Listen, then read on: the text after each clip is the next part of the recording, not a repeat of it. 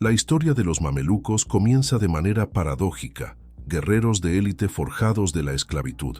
El mundo islámico medieval, expandido y lleno de disputas políticas, necesitaba soldados fieles, guerreros que no tenían lazos tribales o sus propios intereses que pudieran desafiar el poder establecido. La solución se encontró en una práctica que daría forma no solo a la geopolítica del Medio Oriente, sino también a la naturaleza misma de la guerra en esa región: el reclutamiento de jóvenes extranjeros, comprados o capturados en la infancia, y se transformó en una fuerza militar inmejorable. Viniendo de las estepas de Asia Central, las montañas del Cáucaso e incluso de la región que conocemos hoy como Rusia, estos jóvenes fueron llevados de sus hogares y llevados a estrictos centros de entrenamiento. Muchos eran de origen turco o circasiano, personas conocidas por su destreza en la caballería y una tradición guerrera secular. Al llegar a las tierras islámicas, pasaron por un proceso de conversión al Islam y fueron sometidos a capacitación que las separó de sus raíces, creando en ellas una nueva identidad, la de soldados absolutamente leales a sus amos. El entrenamiento fue brutal y cubierto desde el dominio de las armas hasta el desarrollo de la estrategia militar. Estos jóvenes aprendieron a manejar arcos y flechas, lanzas y espadas curvas y cónicas, que luego se convertirían en el símbolo de los mamelucos.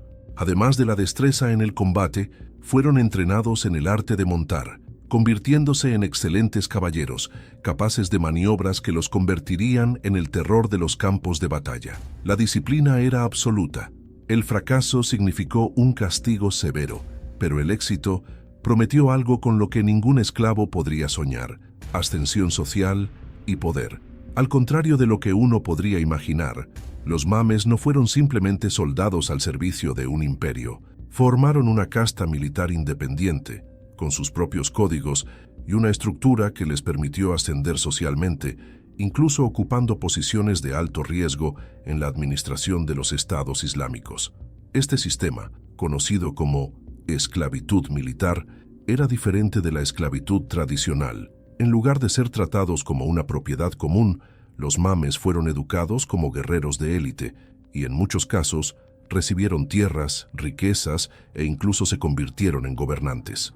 La lógica detrás de este sistema era simple: un guerrero sin raíces familiares y sin ambiciones dinásticas sería leal solo a su maestro. Este vínculo de fidelidad fue reforzado por un sentido de hermandad entre los mames, que se veían a sí mismos como parte de una orden militar distinta del resto de la sociedad. Este modelo demostró ser tan efectivo que se replicó en diferentes partes del mundo islámico, dando lugar a ejércitos que darían forma a la historia durante siglos. Con el tiempo, sin embargo, esta clase militar comenzó a percibir su propio poder. Egipto, gobernado por la dinastía ayúbida, los sucesores de Saladín, fue uno de los primeros territorios en depender de las mamá. Fueron contratados como guardaespaldas y tropas de choque, protegiendo al sultán y garantizando su autoridad. Pero como en tantas veces en la historia, cuando una élite militar se vuelve demasiado poderosa, no puede servir y las reglas. Los mamíferos se dieron cuenta de que su fuerza los hacía indispensables y que sin ellos no había estabilidad política en Egipto.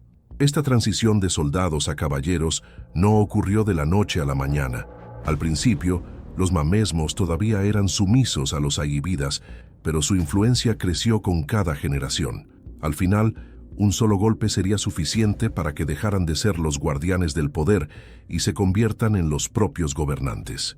A lo largo de los años, los mamá ya no son solo una fuerza militar indispensable y comenzaron a ejercer una influencia directa en la dirección de Egipto. Los sultanes de ayíbidas, herederos del legado de Saladino, todavía gobernaban nominalmente, pero la realidad detrás de las escenas era diferente. La supervivencia del Estado dependía completamente de la lealtad y el poder de sus guerreros esclavos. Con cada generación, los mamelucos acumularon más prestigio, más riquezas y más control sobre las fuerzas armadas, hasta que llegó el momento inevitable cuando se dieron cuenta de que ya no necesitaban un maestro. Ellos mismos podían gobernar. El golpe final contra los ayúbidas llegó en 1250, cuando un ascensor de mameluco condujo a la deposición y asesinato del último sultán de la dinastía.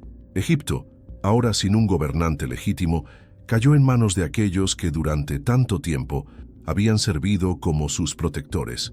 Pero el dominio de Mameli no se estableció de manera tranquila. Su ascenso al poder estuvo marcado por disputas internas y desafíos externas que probaron inmediatamente su capacidad para gobernar.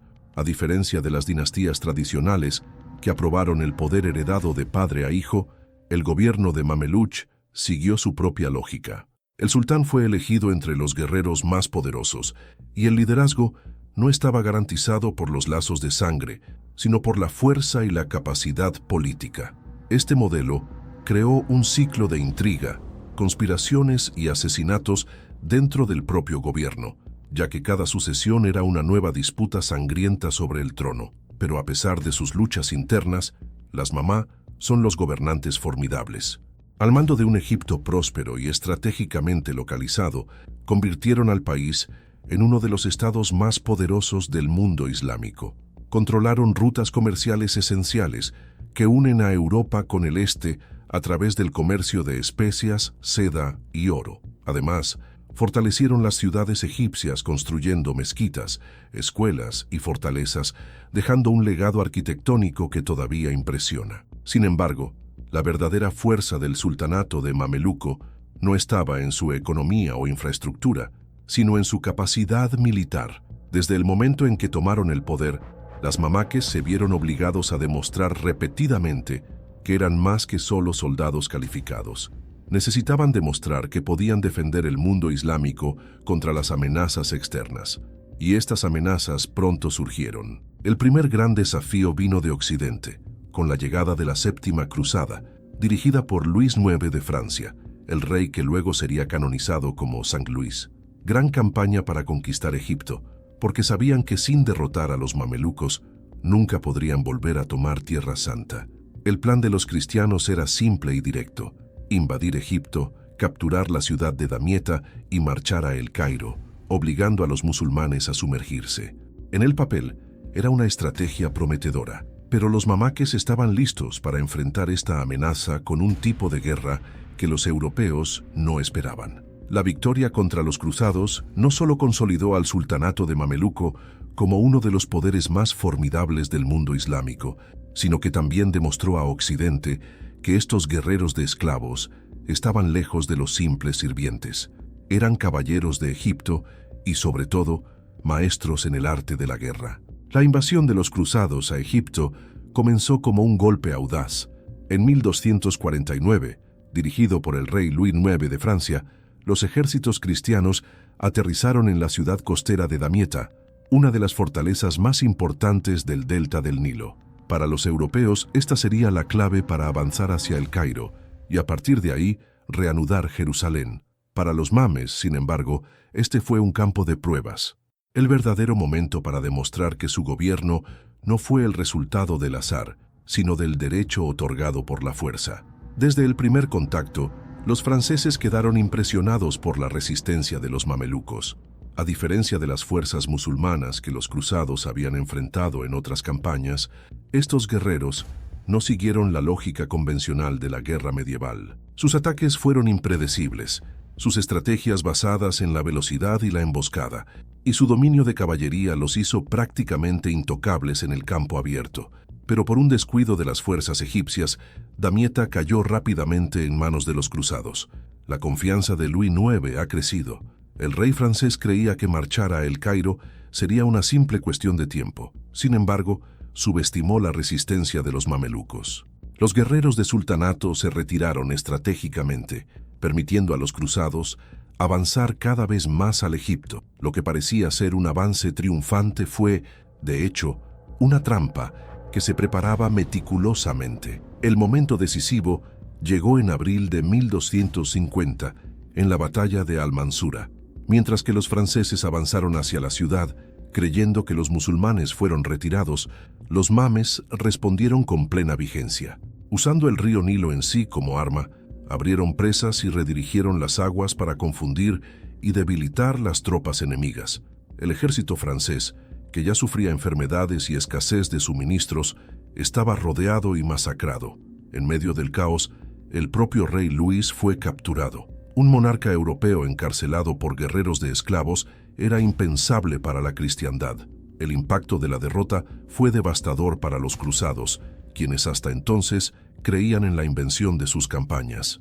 Los mamíferos, por otro lado, surgieron de esta batalla no solo como defensores del Islam, sino como una fuerza militar que ningún ejército occidental podría ignorar. La captura de Luis IX selló la victoria de Mameluca y redefinió el equilibrio de poder en el Mediterráneo oriental. Los franceses, humillados, se vieron obligados a pagar un rescate astronómico para liberar a su rey. La Séptima Cruzada llegó a su fin no con la conquista de Jerusalén, sino con un monarca europeo encarcelado en una mazmorra egipcia, esperando su liberación a cambio de oro y concesiones diplomáticas. Para los mames, esta victoria no fue solo una hazaña militar, sino también un símbolo de legitimidad. Dirigir a Egipto ya no era una cuestión de imposición. Habían demostrado ser la única fuerza capaz de proteger al mundo islámico contra amenazas externas. Occidente, a su vez, entendió que había surgido un nuevo poder en el Medio Oriente y que enfrentar las mamadeas destinadas a desafiar a los guerreros cuyo entrenamiento, disciplina y ferocidad eran superiores a cualquier cosa que las cruzadas ya habían encontrado. La victoria sobre los cruzados y la captura de Luis IX consolidaron el poder de los mamá en Egipto, pero se acercó un enemigo aún más temido. Desde el este, una fuerza que parecía imparable, ciudad devastada tras ciudad, reduciendo las civilizaciones enteras a las cenizas.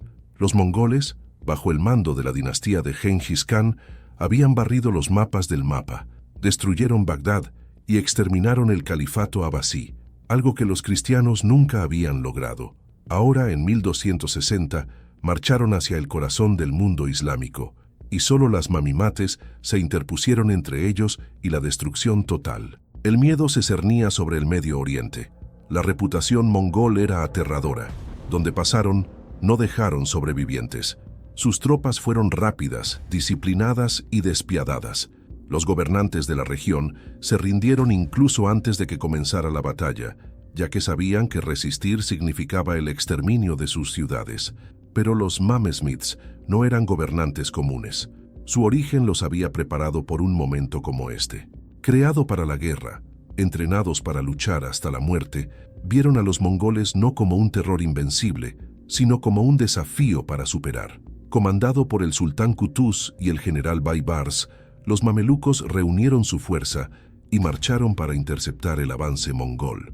La batalla decisiva tuvo lugar en Ain Jalut, una llanura en el territorio actual de Palestina. Allí, las fuerzas mongolas encontraron por primera vez a un enemigo que no huyó. Por el contrario, los mamelucos los atrajeron a una trampa meticulosamente planificada. Qutuz ordenó a una parte de su ejército simular una retirada, fingiendo estar en desventaja, una táctica que los mongoles solían usar contra sus enemigos. Confiado, los invasores cayeron en la trampa. Cuando avanzaron para perseguir los momentos de escape aparente, estaban rodeados por los flancos por tropas ocultas que salieron de sus posiciones y los atacaron con ferocidad.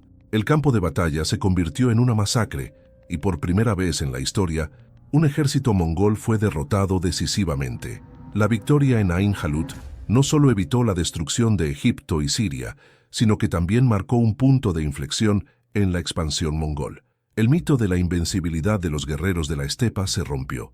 Los mamelucos demostraron que los mongoles podrían superarse, y esto resonó en todo el mundo islámico. Triumph ha consolidado a los mames no solo como defensores del Islam, sino como la fuerza militar más poderosa de la región. Si previamente habían asegurado su posición en Egipto al derrotar a los cruzados, ahora se convirtieron en los verdaderos maestros del Medio Oriente.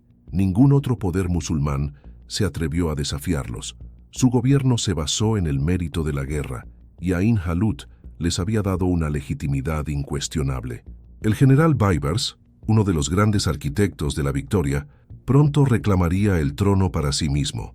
Poco después, depuso a Qutuz y se convirtió en un sultán, inaugurando una era de grandeza al sultanato mameluco. Bajo su liderazgo, los mamelucos transformarían a Egipto en el mayor poder islámico de la época y se lanzarían a una nueva misión: barrer las últimas huellas de las cruzadas de la Tierra Santa. La victoria en Ain Jalut no solo detuvo a los mongoles, sino que también allanó el camino para el próximo objetivo principal de los mamelucos: erradicar la presencia de los cruzados en la Tierra Santa. Durante casi 2 siglos, los reinos cristianos en Palestina y Siria se resistieron incluso después de sucesivas derrotas. Ahora, sin embargo, se enfrentaron a un enemigo que no solo los odiaba, sino que también tenía todos los medios necesarios para destruirlos.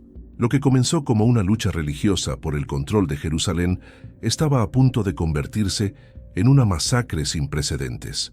Las cruzadas sobrevivientes, debilitadas y cada vez más aisladas, habían perdido el apoyo de las grandes monarquías europeas.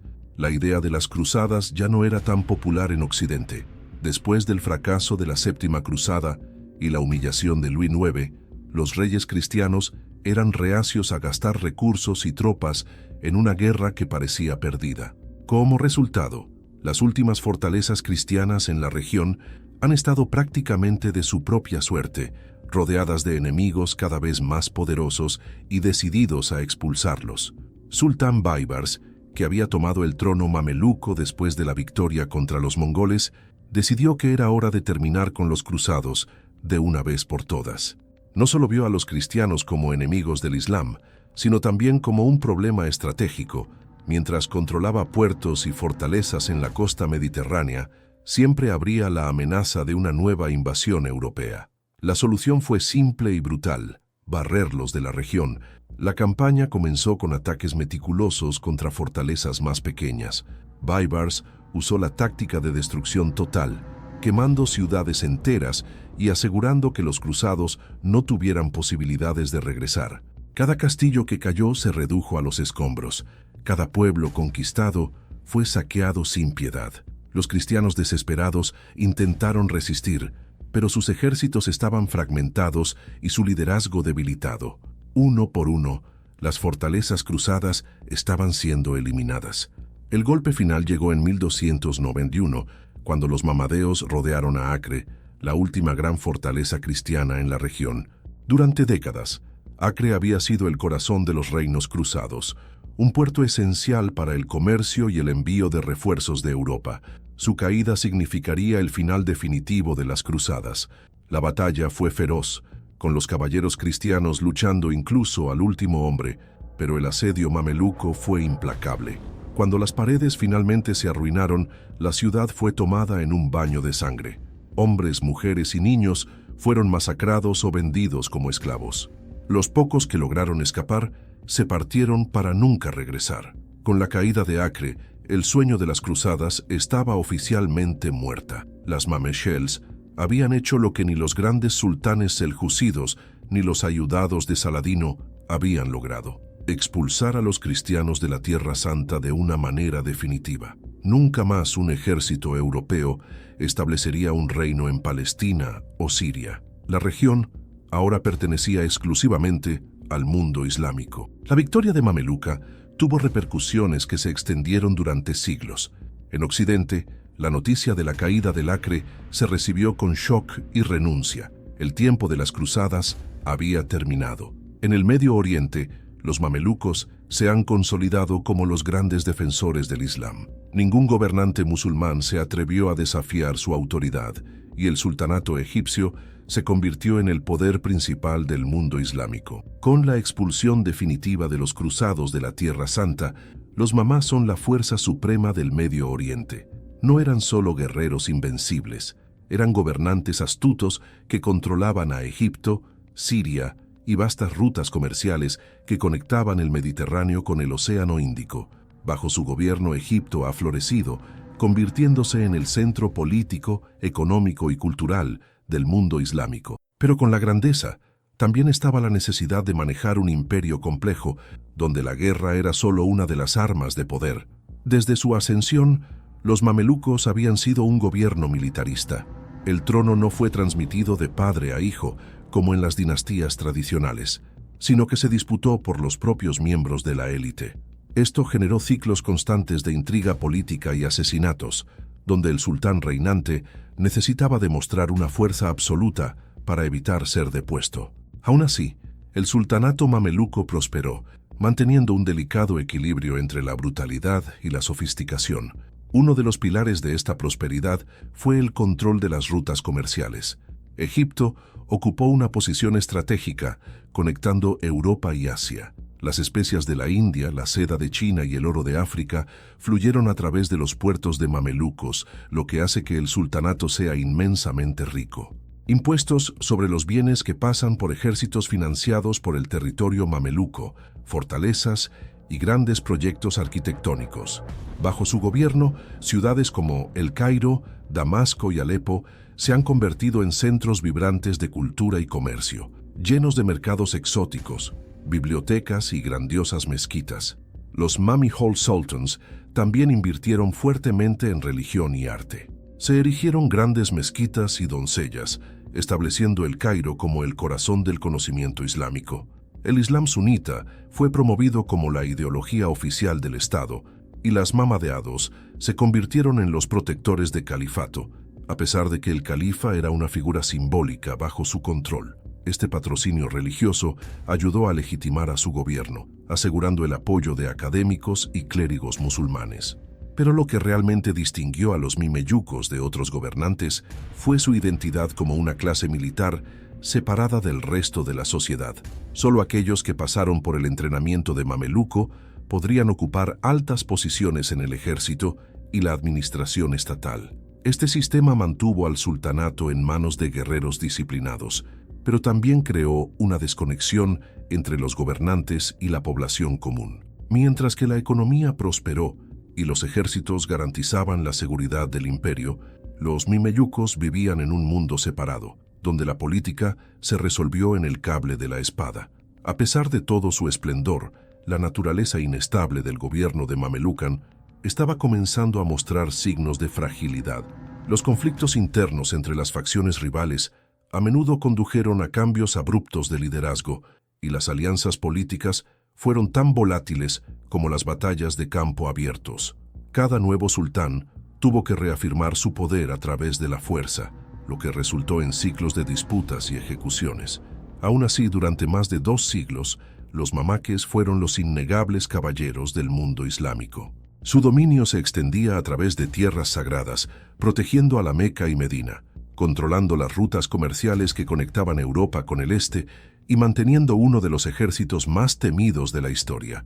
Durante más de 2 siglos, los mamelucos reinaron como caballeros absolutos de Egipto y Oriente Medio. Su gobierno, apoyado por la fuerza militar y el control estratégico del comercio, parecía inquebrantable. Sin embargo, surgió un nuevo poder en el horizonte, expandiendo su dominio a una velocidad alarmante: el Imperio Otomano. La confrontación entre estas dos fuerzas era inevitable, y cuando finalmente sucedió, cambió la geopolítica de la región para siempre. La otomana, originalmente un pequeño principado turco en Anatolia, se había convertido en un imperio gigantesco, ganando Constantinopla en 1453 y expandiendo sus fronteras por los Balcanes, Mesopotamia y África del Norte. A diferencia de los mames, cuya estructura gubernamental se basaba en un ciclo de rivalidad interna constante, el otomano tenía un sistema dinástico estable que les permitía una administración más eficiente y centralizada. Mientras que los mamelucos lucharon entre sí por el poder, el otomano planeó su ascensión con disciplina y estrategia. El primer gran shock entre los dos imperios ocurrió a principios del siglo XVI. Los mamelucos todavía se veían a sí mismos como los guardianes legítimos del mundo islámico y vieron con sospecha que el ascenso otomano, el control de las ciudades sagradas de la Meca y Medina, era un símbolo de prestigio que los mamá no estaban dispuestos a ceder. Pero el otomano, que ya había tomado vastas regiones de Asia Menor y Medio Oriente, tenía ambiciones aún mayores. Querían Egipto. La guerra comenzó en 1516, cuando el otomano Sortiano Selim I marchó contra las fuerzas de mamelucas en Siria. Los dos poderes chocaron en la batalla de Margdabik, cerca de Alepo. Los mamá, acostumbrados a luchar contra enemigos menos organizados, subestimaron la disciplina y la potencia de fuego de la otomana. El ejército otomano no solo era numeroso, sino que también tenía algo que los mamelucos nunca habían enfrentado con tanta intensidad: la artillería moderna. Los cañones y las museas diezmaron a las tropas de mamelucas, cuyas tácticas de caballería no eran suficientes para contener el avance enemigo. La derrota en Magdabik fue catastrófica. Sultán mameluco Al-Ashraf Kansu al-Guri murió en la batalla, y las fuerzas otomanas avanzaron rápidamente a Egipto. Al año siguiente, en 1517, la batalla final tuvo lugar fuera de El Cairo. Una vez más, la artillería otomana marcó la diferencia, y los mames, a pesar de su capacidad de combatir el cuerpo a cuerpo, no lograron resistir la superioridad tecnológica del enemigo. El sultán Tuman Bey trató de organizar una resistencia desesperada, pero fue traicionado, capturado y ejecutado públicamente. El sultanato de Mameluco había llegado a su fin.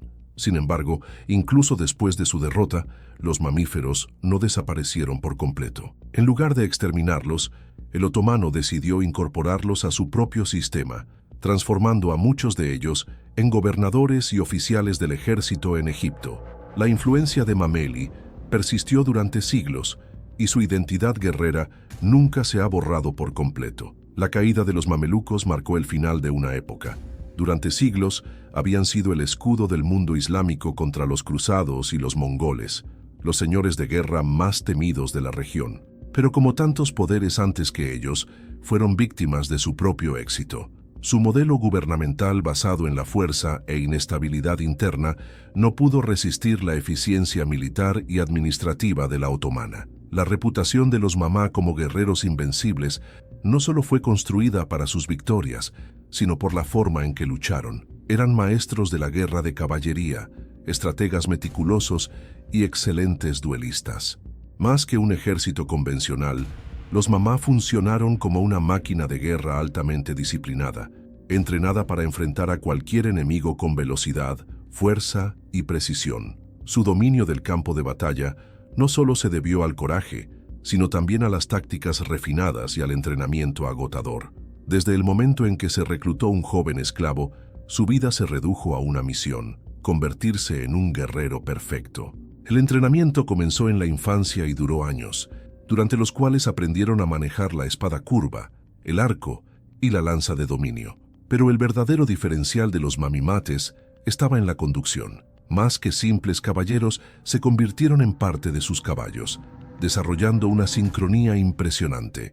Dominaron maniobras complejas, ataques de alta velocidad y técnicas que les permitieron arrojar flechas y manejar lanzas sin perder el control de la conducción. La principal formación de combate mameluca fue la del ataque a las olas. En lugar de un avance directo y masivo, como lo hicieron muchos ejércitos de la época, las mamá atacaron en grupos más pequeños y extremadamente rápidos, usando gradualmente el enemigo. Esta táctica confundió a los oponentes, acostumbrados a las batallas de choque, como los cruzados, que dependían de formaciones estrictas y cargas de caballería pesadas. Los mames, por otro lado, permanecieron muebles, atacando y retirándose a un ritmo calculado, esperando el momento adecuado para el golpe decisivo. Otra arma poderosa era el uso del terror psicológico. Los Mamesmiths no solo ganaron batallas, sino que también hicieron un punto de convertir sus victorias en espectáculos aterradores para sus enemigos. La táctica de los escuadrones de la muerte consistió en ataques rápidos y brutales contra ejércitos desorganizados o ciudades sitiadas. Al tomar una fortaleza, masacraron a la guarnición, dejando a los sobrevivientes vivos lo suficiente como para difundir el temor. Este método se empleó repetidamente contra los cruzados y los mongoles, debilitando moralmente a los enemigos incluso antes del combate. El armamento de Mameluco también reflejó su experiencia militar. La espada curva, conocida como shamshir o kilish, era más ligera y más eficiente para golpes rápidos que las espadas rectas utilizadas por los europeos. Sus arcos compuestos tenían un mayor rango y precisión que los largos arcos ingleses, lo que les permitió atacar desde lejos antes de criar cuerpo a cuerpo. Además, llevaban armaduras hechas de pequeños letreros de metal en cuero reforzado, asegurando la protección sin comprometer la movilidad. Sin embargo, tan formidables que eran, la mina, encontró desafíos que ninguna táctica podría superar. Con la llegada de armas de fuego y artillería pesada, su forma de guerra tradicional comenzó a obsoletarse. El modelo de ataque basado en la caballería de Veloz no era rival para ejércitos equipados con mosquetes y cañones como el otomano y los franceses.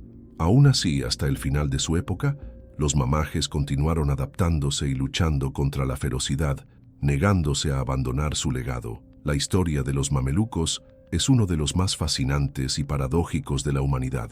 Comenzaron como esclavos y terminaron como caballeros de uno de los imperios más poderosos del mundo islámico. Eran guerreros excepcionales, estrategas brillantes y gobernantes temidos.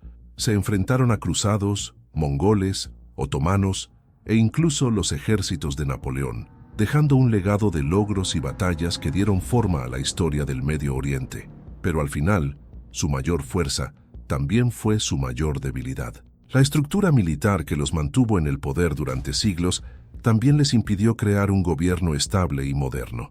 Su obsesión con la guerra los hizo vulnerables a los cambios del mundo, y cuando el avance de la tecnología militar hizo que sus tácticas obsoletas no pudieron adaptarse, fueron derrotados no solo en el campo de batalla, sino por la evolución misma de la guerra y la política global. Aún así, su impacto es innegable. La ciudad de El Cairo, llena de mezquitas, fortalezas y escuelas erigidas por los mamelucos, todavía tiene la marca de su grandeza. Su modelo de entrenamiento militar influyó en ejércitos mucho más allá del Medio Oriente. Su imagen como guerreros intrépidos e inmejorables sigue viva en la cultura popular, ya sea en novelas históricas, películas o videojuegos. ¿Qué podemos aprender de los mamelucos? Quizás la mayor lección es que ese poder, cuando se basa solo en la fuerza, inevitablemente está pasando. La guerra puede construir imperios, pero la supervivencia a largo plazo requiere más que la espada. Los mamelucos fueron los maestros de la batalla, pero al final fueron derrotados por la naturaleza efímera del poder ganado por el acero. Ahora queremos saber tu opinión. ¿Fueron los héroes de los mamás que defendieron el Islam contra sus enemigos, o los tiranos fueron gobernados con brutalidad y opresión? ¿Qué te impresionó más de esta historia? Deja tu comentario. Si le gustó este video, no olvide que me guste, compartir y suscribirse al canal para obtener más historias épicas como esta. Hasta el próximo video.